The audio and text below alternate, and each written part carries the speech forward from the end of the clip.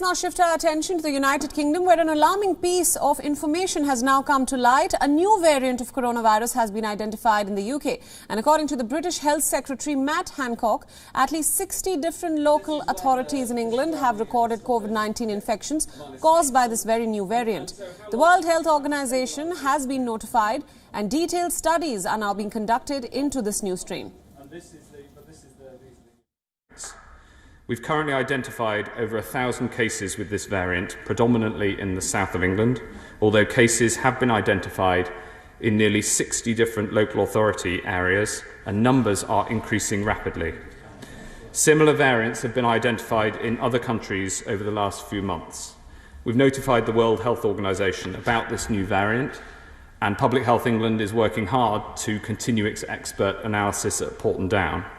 Mr. Speaker, I must stress at this point that there is currently nothing to suggest that this variant is more likely to cause serious disease, and the latest clinical advice is that it's highly unlikely that this mutation would fail to respond to a vaccine.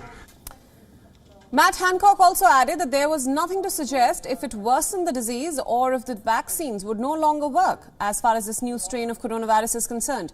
Meanwhile, the World Health Organization has said that it is aware of the new variant of the virus that has emerged in Britain, but the WHO's top emergencies expert, Mike Ryan, added that there is no evidence that this new strain behaves differently to existing and known types of the virus.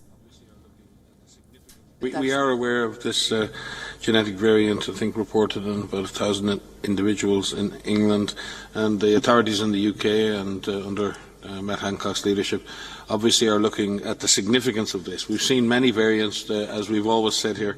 This virus evolves and changes over time, and we've seen different variants emerge. The question is, what is their significance in public health terms?